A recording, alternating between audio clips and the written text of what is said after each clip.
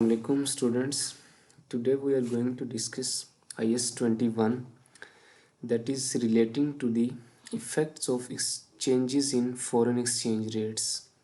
ठीक है कि अगर मतलब किसी एंटिटी की फाइनेंशियल स्टेटमेंट्स में कोई अमाउंट्स जो कि डॉलर्स में रिपोर्टेड हैं या कोई भी ऐसी करेंसी जो कि उसकी एंटिटी की प्रेजेंटेशन करेंसी नहीं है या फंक्शनल करेंसी नहीं है, तो उससे रिलेटेड क्या गाइडेंस है स्टैंडर्ड में, हमने उसको कैसे डील करना है, ये स्टैंडर्ड उससे रिलेटेड है। ठीक है।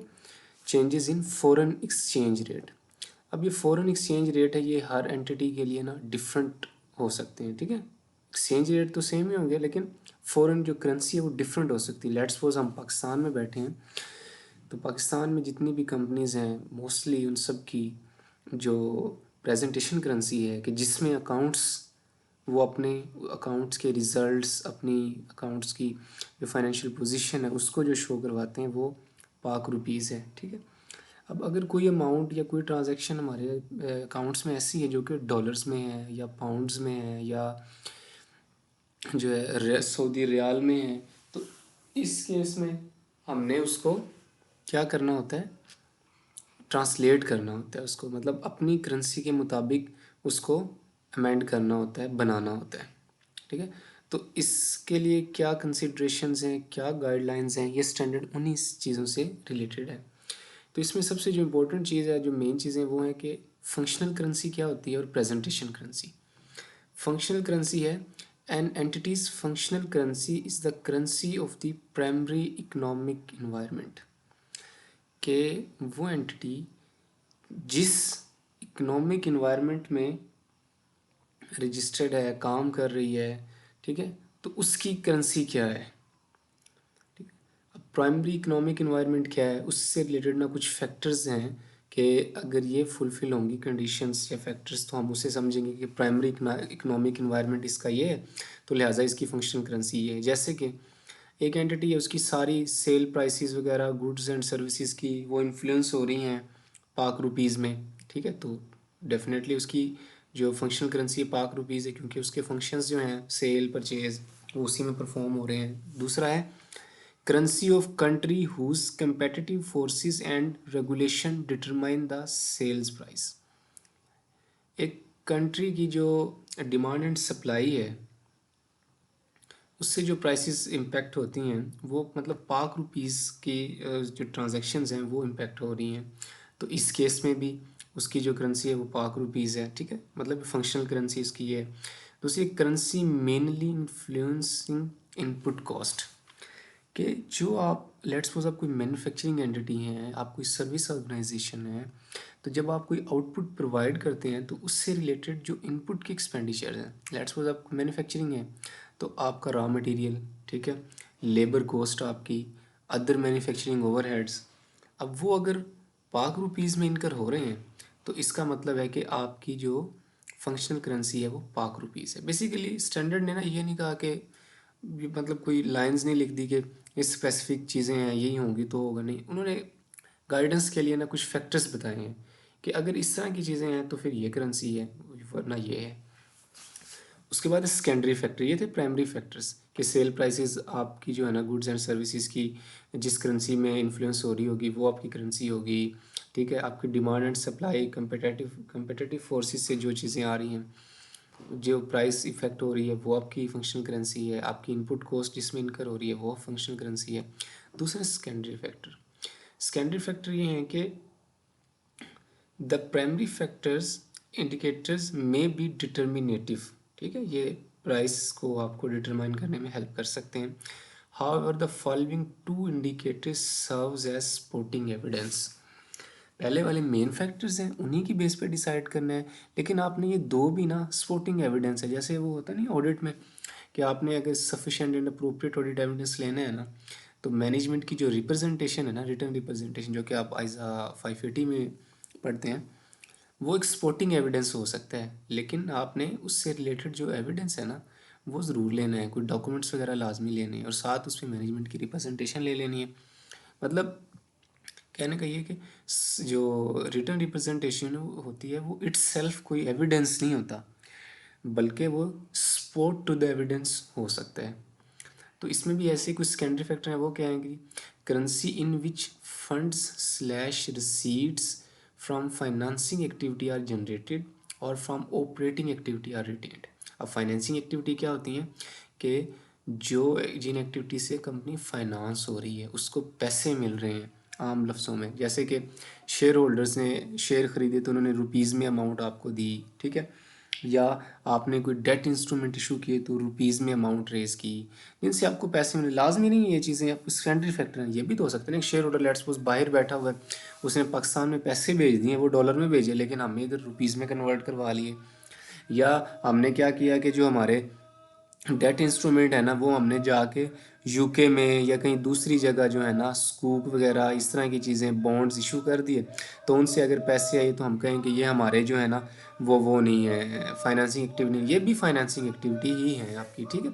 दूसरा है ऑपरेटिंग एक्टिविटीज़। ऑपरेटिंग एक्टिविटीज़ क्या है कि जो आपने सेल परचेज़ की, ठीक है, उससे रिलेटेड आपको जो पैसे देने पड़े या आपको जो पैसे सेल करने से रिसीव हुए, तो उस करेंसी जो होगी वही आपकी क्या होगी, फंक्शनल करेंसी होगी, ठीक है।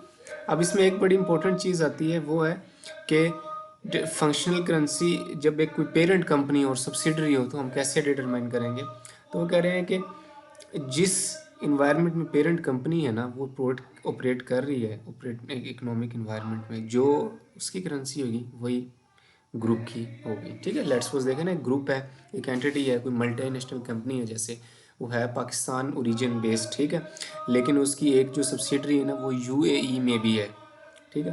तो इस केस में अब देखें उसके रिजल्ट्स वगैरह जो हैं वो यूएई की जो करेंसी है उसी में होंगी, ठीक है। तो क्या अब हमने जब फंक्शनल करेंसी डिटरमाइन करनी है तो वो किस कंट्री की होनी चाहिए, वो हमने देखना है कि ग्रुप जो है पेरेंट कंपनी है वो पाकिस्तान में रजिस्टर्ड है, ठीक है, तो हमने उसकी फंक्शनल करेंसी भी पाकिस्तानी जो रुपीज़ हैं पाक रुपीज़ उन्हीं को लेना है। उसके बाद है कि की principle, no need to present financial statement in functional currency, a presentation currency can be selected. आपने जो फाइनेंशियल स्टेटमेंट बनानी है ना वो प्रेजेंटेशन करेंसी में बनानी है, और मोस्टली जो होती है ना प्रेजेंटेशन करेंसी और फंक्शनल करेंसी सेम ही होती है, ठीक है।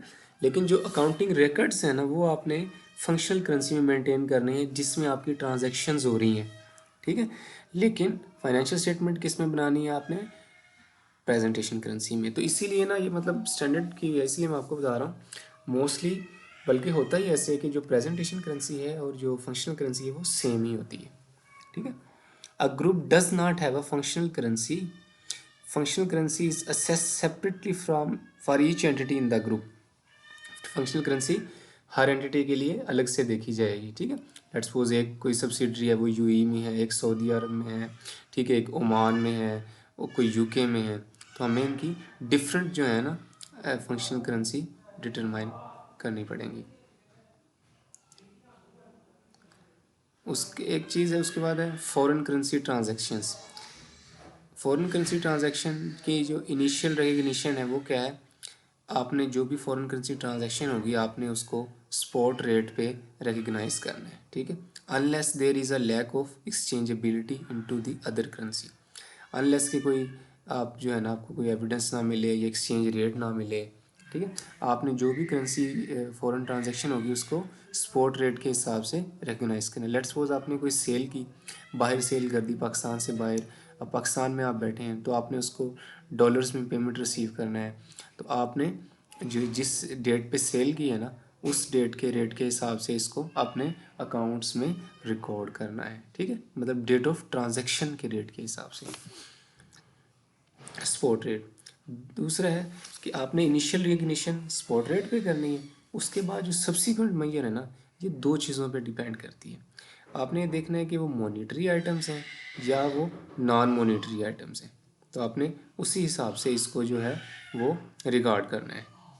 मॉनिटरी आइटम्स के लिए अलग एक तरीक़ेकार है, ठीक है, मतलब उसके प्रोसेस अलग है और नॉन मॉनिटरी का अलग है। मॉनिटरी आइटम्स कौन से होते हैं, वो कि जिन मतलब वो एसेट भी हो सकते हैं, वो लाइबिलिटीज़ भी हो सकती हैं, ठीक है। लेट्स सपोज आपने ना किसी से पैसे लेने हैं, रिसीवेबल है, ठीक है, तो इस केस में आपको पता है कि मुझे इतनी अमाउंट रिसीव होगी, ठीक है। लेट्स सपोज आपने किसी से $10,000 लेने हैं, तो आपको पता है कि मुझे कितनी अमाउंट रिसीव होगी, मॉनेटरी आइटम्स का आपको पता है। इस केस में क्या है, जो ट्रेड रिसीवेबल्स हैं वो आपके मॉनेटरी आइटम्स हैं। उसके बाद है, अगर आपने क्या करना है कि किसी से पैसे एडवांस में दिए हुए हैं किसी को, लेकिन आपने उसके अगेंस्ट पैसे नहीं वापस मिलने बल्कि उससे सर्विस लेनी है, एडवांस दिया हुआ है, तो ये अब आपका मॉनेटरी आइटम नहीं है, ठीक है, एसेट नहीं है, मतलब ये आपका फाइनेंशियल एसेट नहीं है। दूसरा है कि और लाइबिलिटीज़ क्या कौन सी होंगी मॉनेटरी, जिनके अगेंस्ट आपने जब उनको सेटल करेंगे तो पेमेंट होगी, मतलब कोई डिटरमाइन कोई स्पेसिफिक नंबर ऑफ अमाउंट जो है ना वो आपकी जो है आपने उसका आउटफ्लो होगा, तो वो आपकी लाइबिलिटीज़ हैं। तो मॉनेटरी आइटम्स को अगर इनिशियल रिकग्निशन की डेट पे आपने क्या किया, हर किसी को स्पॉट रेट पे रिकॉर्ड करना है। उसके बाद आपने देखना है कि वो मॉनेटरी आइटम्स हैं या नॉन मॉनेटरी हैं। अब ये कब देखना है, ये सब्सिक्वेंट मेजरमेंट मतलब ईयर एंड की डेट पे।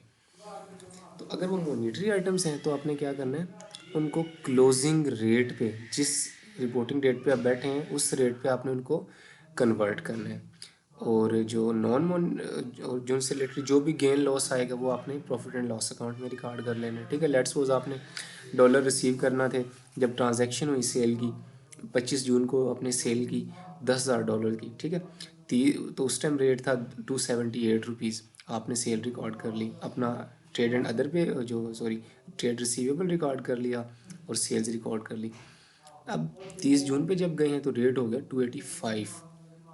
तो इस केस में देखो, अब जब आपको पैसे आएंगे तो ₹285 के हिसाब से आएंगे, ज़्यादा पैसे आएंगे ना आपको, लेकिन आपने तो 278 के हिसाब से रिकॉर्ड किए हुए हैं। तो आपने बाकी जो ओवर एंड अबव है ₹7 है, उसको आपने पर डॉलर के हिसाब से अपने प्रॉफिट एंड लॉस अकाउंट में रिकॉर्ड कर लेना, और अपने उतनी अमाउंट से क्या करना है, trade and other receivables debit और अदर इनकम या जो फॉरेन एक्सचेंज गेन है उसको क्रेडिट कर लेना है आपने, ठीक है। उसके बाद है non monetary items. Non monetary items कौन से हैं कि जो मतलब वही मैंने आपको एडवांसेस की एग्जांपल दी कि एडवांसेस हो सकते हैं, ठीक है, या कोई भी ऐसे कि जो कि लाइबिलिटीज़ हैं आपकी या एसेट्स हैं, लेकिन उनसे रिलेटेड आपको कोई फ्यूचर में ना कोई कैश आउटफ्लो या ये वो सर्टन नहीं है। लेट्स को देखो ना, प्लांट एंड मशीनरी आपका एसेट है लेकिन मॉनिटरी एसेट नहीं है,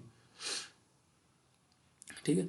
तो जब आपने कोई प्लांट एंड मशीनरी स्टार्ट में परचेज़ किया इनिशियल रिकग्निशन, तो आप उसकी स्पॉट रेट पे करेंगे, लेकिन जो उसकी सब्सिक्वेंट मेजरमेंट है वो आपने देखना है कि वो नॉन मॉनेटरी है, तो आपने क्या करना है, आप उसको उसी रेट पे रिकॉर्ड रहने देंगे, उसको चेंज नहीं करेंगे, ठीक है। लेकिन कब चेंज करेंगे, अगर उस एसेट से रिलेटेड आप कोई रिवैल्यूएशन वगैरह करवाते हैं, ठीक है, तो तब आप उसको चेंज करेंगे, ठीक है। मतलब आप फिर रिवैल्यूएशन डेट पे जो जो होगा ना एक्सचेंज रेट, आप वो रेट उस पर अप्लाई करेंगे, ठीक है। इम्पेयरमेंट टेस्ट क्या है, measure non-monetary asset at the lower of either carrying amount multiplied by historical rate, मतलब जिस रेट पे आपने परचेज किए थे उस पे करें, या net realisable value slash recoverable amount ज़रा closing rate at the end of the period. इन दोनों में से जो भी लोअर होगी आपने उस पर इसको रिकॉर्ड करना है, आपने उस पर मतलब इम्पेयरमेंट टेस्ट लाजमी लगाना है। ये भी तो हो सकता है ना, लेट्स सपोज एक आपने एसेट खरीदा था, उस टाइम रेट था 278, ठीक है, आपने उसके हिसाब से उस एसेट को रिकग्नाइज कर लिया, प्लांट एंड मशीनरी है लेट्स सपोज। लेकिन अब ईयर एंड पे जब आए हैं ना, तो वो जो रेट है ना डॉलर की, मतलब रुपीज़ की अप्रिसिएशन हुई है, डॉलर जो है ना डिवेल्यूशन हुई है, और आपका जो है वो डॉलर्स पहले 278 था, अब वो 265 हो गया। तो इस केस में देखें आपका एक्सचेंज रेट कम हो गया, तो लिहाजा इम्पेयरमेंट इंडिकेशन है ये। तो आपने उस एसेट्स की जो अमाउंट है ना नॉन मॉनेटरी की, उसको लोअर ऑफ रिकॉर्ड करनी है, हिस्टोरिकल कॉस्ट और उस डेट पे उसकी नेट रिलाइजेबल वैल्यू, ठीक है। जो भी गेन लॉस होगा आपने प्रॉफिट एंड लॉस अकाउंट में चार्ज कर देना है। उसके बाद है जी, इस द एंटिटी या फॉरेन ऑपरेशन। अब ये वही लिखा जो मैंने आपको बता दिया कि अगर कोई एंटिटी फॉरेन में है आपकी, तो उससे रिलेटेड आप कैसे डिटरमाइन करेंगे कि फंक्शनल करेंसी क्या है। तो आपने देखना है कि उस एंटिटी का स्टेटस क्या है पेरेंट के लिए, वो इंटेग्रल पार्ट है पेरेंट का, ठीक है। इंटेग्रल पार्ट है, अब ये जजमेंट की चीज़ें हैं कि क्या कौन सी चीज़ हमारे लिए इंटेग्रल है, ठीक है। ये भी हो सकता है कि सबसे ज़्यादा रेवेन्यू आपका बाहर से ही आ रहा हो, तो आपका बिल्कुल इंटेग्रल है, ठीक है। या जो मेन मैनेजमेंट हैं वो बाहर ही बैठे हुए हैं, ठीक है। तो आपने इस तरह की चीज़ों को डिटरमाइन करते हुए फंक्शनल करेंसी देखनी है। या इसमें सिंपल यही है कि जो जिधर पेरेंट बैठी है, ठीक है, जिधर पेरेंट रजिस्टर्ड है, जिधर मैनेजमेंट है, और तो उसमें जो प्राइमरी इकोनॉमिक इन्वायरमेंट है वही आपकी फंक्शनल करेंसी है, वही ग्रुप के लिए फंक्शनल करेंसी है। उसके बाद है जी consolidation of foreign entities and translation of foreign statement financial statement to a presentation currency. Translation method आपने क्या यूज़ करना है, ये जो है ना कंसोलिडेशन वगैरह के लिए है, जो IFRS 3, IFRS 10, IFRS 11, IAS 27, IAS 28 उनके लिए, कि अगर हमारी कोई फॉरेन सब्सिडरी है तो हमने क्या करना है, उसके जो उसकी सेल होगी, परचेजेस होगी, मतलब जो फॉर द ईयर के रिजल्ट्स हैं उनको स्पॉट रेट पे लेना होता है, ठीक है। मतलब जिस रेट पे सेल हुई है आपने उस रेट की, उस रेट का एक्सचेंज रेट लेना है, जिस पे परचेज हुई है वो, मतलब जो फॉर द ईयर के एक्सपेंसेस वगैरह income for the year rate पे, और जो एसेट और लाइबिलिटी होती हैं वो अपने क्लोजिंग रेट पे लेने होते हैं, ठीक है। एसेट एंड लाइबिलिटीज़ आपने क्लोजिंग रेट पे लेने होते हैं, और income and expenditure rate at the rate of transaction, ठीक है। अगर ट्रांजैक्शन का रेट आप ना फाइंड कर सकें या मुश्किल हो कि भाई एक एक दिन का कैसे हम वो करेंगे, क्या परचेज़ हुई थी, क्या सेल, वैसे तो रिकॉर्ड सारे होते हैं, उसी के मुताबिक चीज़ें चलती हैं, लेकिन अगर कोई इसमें डिफ़िकल्टी हो तो आप फिर मंथली भी ले सकते हैं, क्वार्टरली रेट भी चूज़ कर सकते हैं, कोई भी अप्रोक्सीमेट जो कि एक मतलब इंडिकेटिव हो या वो रिप्रेजेंटेटिव हो पूरे साल का, ठीक है। मतलब रेट्स की भी होती है ना कि पूरे साल की एवरेज रेट भी आपको मिल जाता है, तो आप वो यूज़ कर सकते हैं। उसके बाद है द रिजल्टिंग एक्सचेंज डिफरेंसेस, मतलब आपने एसेट लाइबिलिटीज़ को ना फिर ईयर एंड की डेट पे देखा, ठीक है, और उनको एक्सचेंज रेट के हिसाब से देखा जो जिस डेट पे ट्रांजैक्शन हुई थी। तो अब वो जो अमाउंट आए हैं और जो आपके अकाउंट्स में रिकॉर्डेड हैं सब्सिडरी के या फॉरेन ऑपरेशन के, जिसको हम कंसोलिडेट करने जा रहे हैं, अगर उसमें कोई डिफरेंस हो तो वो आपने अदर कॉम्प्रिहेंसिव इनकम में चार्ज करना है, ठीक है। फॉरेन ऑपरेशन, ये जो AFR के स्टूडेंट है ना, एडवांस फाइनेंशियल रिपोर्टिंग, उनको पता है कि जब हम सब फॉरेन कंसोलिडेशन करते हैं सब्सिडरी की, फॉरेन सब्सिडरी को, तो एंड पे जो डिफरेंस आता है ना वो आपने अदर कॉम्प्रिहेंसिव इनकम में चार्ज करना होता है। उसके बाद है, ये हो गया। उसके बाद है loan forming part of net investment in foreign operation. इसमें है कि exchange gain and losses to equity on consolidation only, ठीक है, रिकॉर्डेड इन दी प्रॉफिट और loss in the separate entity only financial statement.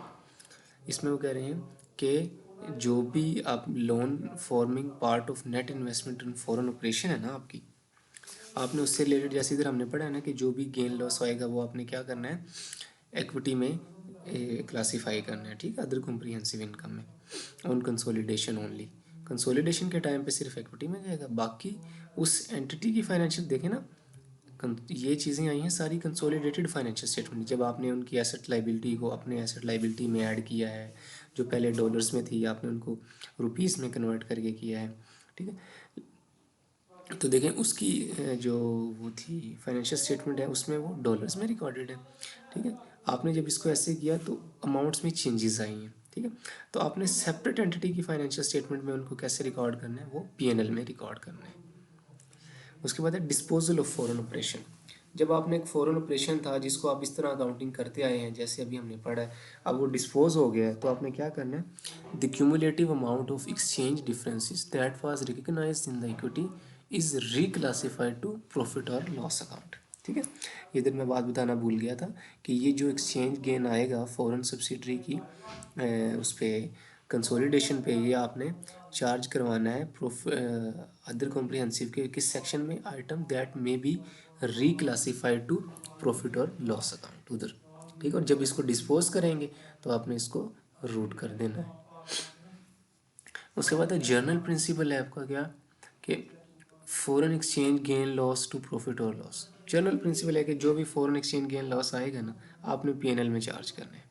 Exception क्या है कि where a gain और loss on non monetary item is recognised in equity, the foreign exchange gain loss also recognised in equity, ठीक है। अगर कोई non monetary asset है उससे रिलेटेड जो गेन लॉस आप इक्विटी में चार्ज कर रहे हैं ना, तो उसका जो फॉरेन एक्सचेंज गेन लॉस होगा वो भी इक्विटी में। इसकी मिसाल क्या हो सकती है, इसकी ये देखती है कि आपकी प्लांट एंड मशीनरी या कोई बिल्डिंग है, ठीक है, आपने डॉलर्स में ख़रीदी और उसको रिवैल्यूएशन मॉडल पे रख लिया, ठीक है, तो वो जो रिवैल्यूएशन सरप्लस आया वो आपने इक्विटी में रिकग्नाइज किया, ठीक है। तो अब उससे रिलेटेड जो भी गेन लॉस आएगा ना, एक्सचेंज गेन लॉस, वो भी आप इक्विटी में ही क्लासीफाई करेंगे। वरना जनरल प्रिंसिपल क्या है कि जो भी एक्सचेंज गेन लॉस आएगा वो पीएनएल में चार्ज करता है।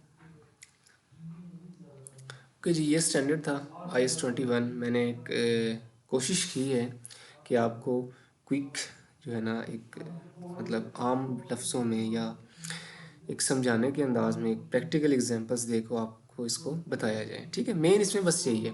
चीज़ें क्या है कि सबसे पहले आपने इनिशियल इग्निशन किस रेट पे करनी है, स्पॉट रेट पे। ठीक, कर ली। अब सब्सिक्वेंट मेजरमेंट किस पे करनी है, देखना है कि मॉनिटरी आइटम है या वो नॉन मॉनिटरी आइटम है। मॉनिटरी आइटम है तो आपने क्लोजिंग रेट के रिपोर्टिंग रेट के हिसाब से करनी है, नॉन मॉनिटरी है तो आपने उसको वैसे ही रहने देना है अनलेस अनटिल के कोई रिवैल्यूएशन हो या इम्पेयरमेंट टेस्टिंग हो। ओके स्टूडेंट्स, आज के लिए इतना ही। इंशाल्लाह नेक्स्ट वीडियो में मिलते हैं किसी और स्टैंडर्ड के साथ। तब तक इजाज़त दें मुझे, अल्लाह हाफिज़। इसमें बस ये लिखा हुआ देख लीजिएगा कि इफेक्टिव है स्टैंडर्ड 1 जनवरी 2005 से। और इसमें ना ये भी रेफर नंबर ये भी आप काइंडली लाजमी देखें। एक इससे रिलेटेड है इफ्रिक 16 हैजिस of sorry hedges of a net investment in foreign operation for entities that apply as 39। और एक है इफ्रिक 22 foreign currency transaction and advance consideration. ठीक है, मतलब ये नॉलेज के लिए हो सकती हैं, आप उनको ज़रूर वो रेफ़र करें। जो स्टूडेंट्स हैं ख़ासतौर WFR के, वो इफ्रिक 16 तो पढ़ लेते हैं। जो इफ्रिक 22 है ये मतलब अक्सर जो है ना निगलेक्ट हो जाती है क्योंकि इतनी ज़्यादा कोई इंपॉर्टेंट नहीं है। लेकिन जो हैजेस ऑफ नेट इन्वेस्टमेंट है ये इंपॉर्टेंट है और ये अक्सर जो है IS 39 IFRS 9 जो है वो हैजेस अकाउंटिंग है उनके साथ टेस्ट हो रही होती है। ओके जी, अल्लाह हाफिज़।